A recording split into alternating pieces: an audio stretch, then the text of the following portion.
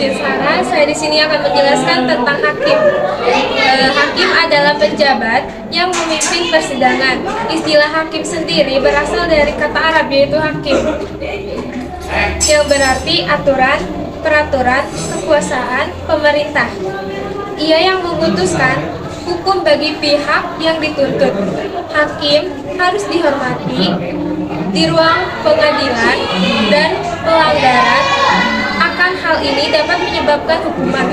Di sini saya akan menjelaskan tentang kekuasaan kehakiman secara tegas tercantum dalam UUD tahun 1945 pasal 24 ayat 1 sampai 3 yang berbunyi, pasal 1, kekuasaan kehakiman merupakan kekuasaan yang merdeka, dan yang pasal kedua yaitu kekuasaan kehakiman dilakukan oleh sebuah mahkamah agung dan peradilan.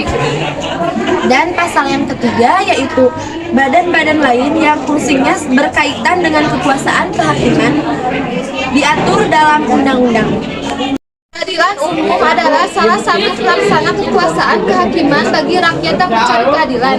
Pengadilan negeri memiliki tugas dan wewenang, yaitu memeriksa, mengadili, memutuskan, dan menyelesaikan perkara pidana dan perkara perdata di tingkat pertama.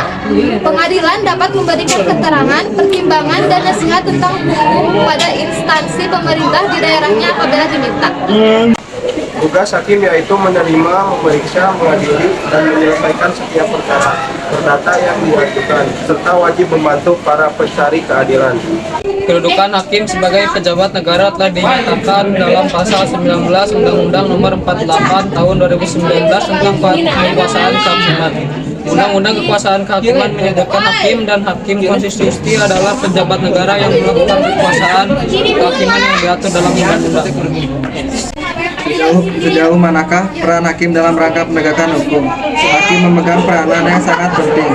Dia sebagai penegak hukum dan keadilan, serta pejabat negara yang mempunyai tugas mulia dalam mewujudkan negara hukum, memberikan kepastian hukum dan kemanfaatan bagi masyarakat melalui keputusan hukum di pengadilan. Jadi kesimpulannya, seorang hakim dalam memeriksa, mengadili, dan memutus perkara tidak selamanya harus terpaku pada satu asas saja.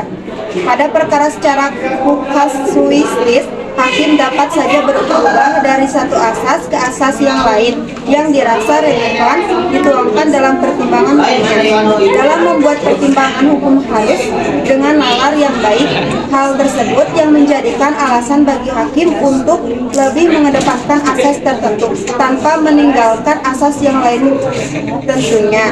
Dengan demikian, kualitas putusan hakim dapat dinilai dari bobot alasan dan pertimbangan hukum yang digunakan dalam perkara.